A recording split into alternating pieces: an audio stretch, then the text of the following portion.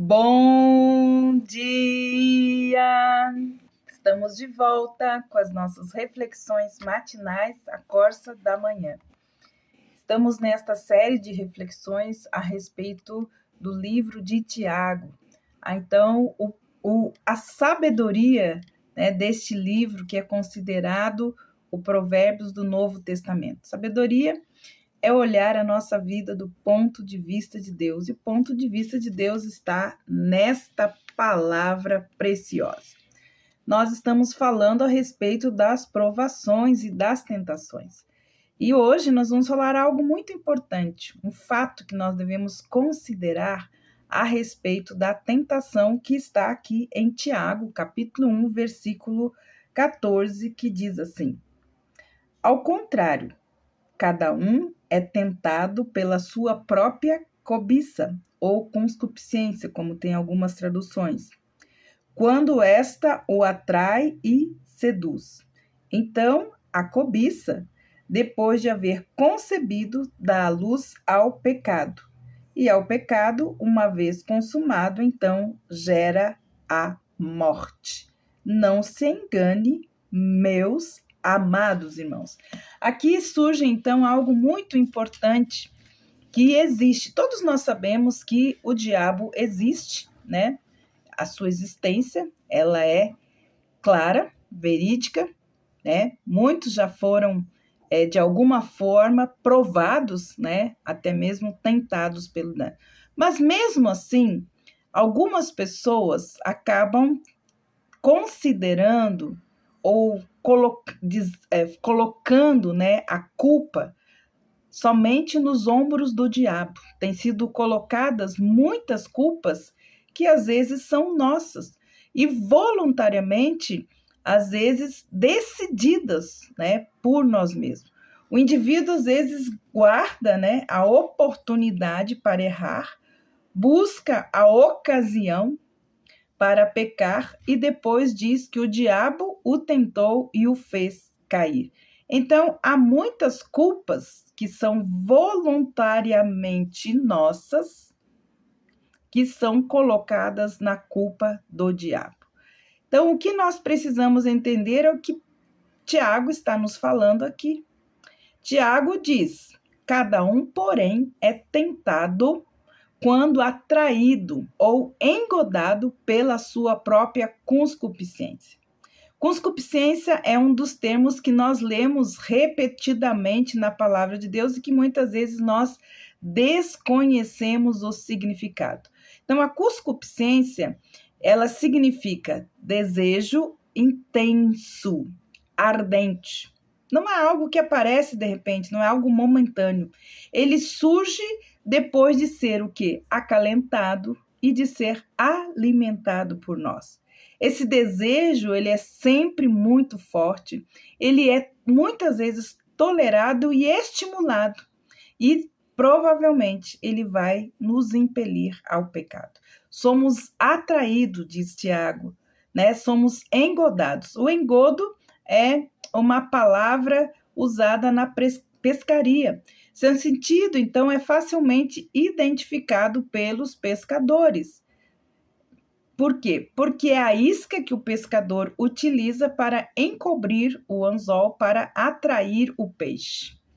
É bonita, né?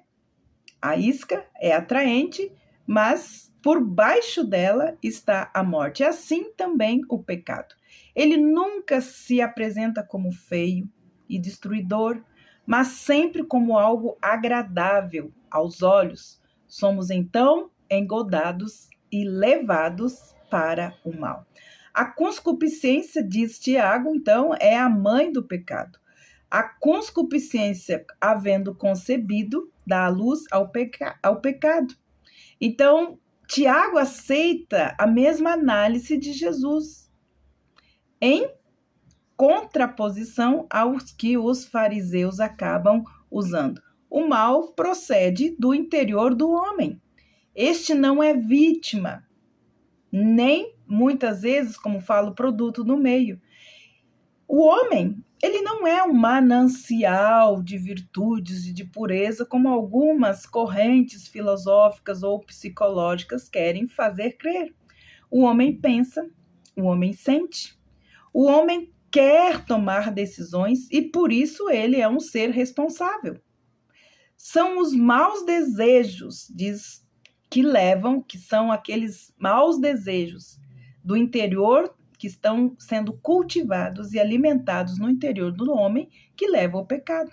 Então, a força determinante não é nada mais do que aquilo que está no interior. Foi isso que Jesus ensinou quando ele fez uma reinterpretação, então, da lei de Moisés. Ele dizia, é proibido matar, não matarás, diz Êxodo capítulo 20, versículo 13. Jesus, porém, disse, todo aquele que se encolarizar contra o seu irmão também será réu de juízo. E quem lhe disser tolo será réu do fogo do inferno. Fala Mateus 5, 22. Então, se a lei mosaica ela proibiu o assassinato, Jesus proibiu o ódio.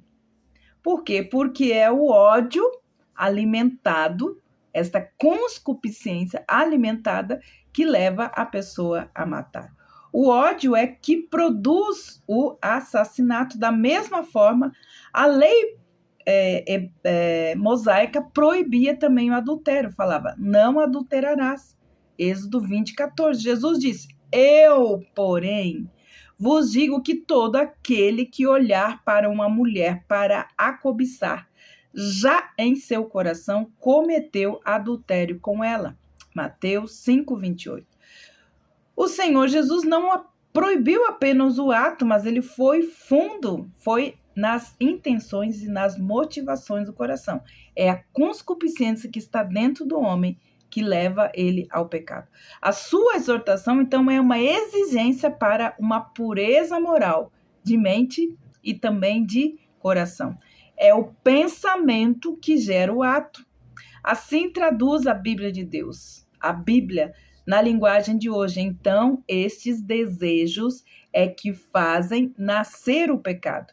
E o pecado, quando já está maduro, então produz a morte. Posso, então, não matar uma pessoa, com receio das consequências, muitas vezes, da punição ou por medo de perder uma reputação. Mas se nós odiamos essa pessoa com todas as nossas forças, que virtude há por detrás disso? Nenhuma. Não fiz o mal por medo de ser preso e de não ser por amor ou bem. O problema está realmente aonde? Na mente e no coração. Se eu tivesse garantias que assassinando aquela pessoa que eu odeio, eu seria impune, será que eu não o mataria? Se eu não soubesse qual seria a pena pelo assassinato, será que nós não mataríamos? Não lhe desejamos mal, não que não faço por contingências muitas vezes. Por isso, nós reconhecemos que a sede das decisões geralmente é na nossa mente. Paulo recomenda, lá em Colossenses capítulo 3, versículo 1, buscai as coisas que são de cima e não as que são de baixo. Então, uma pessoa cuja leitura principal seja, às vezes, revistas pornográficas, não poderá ter uma mente pura.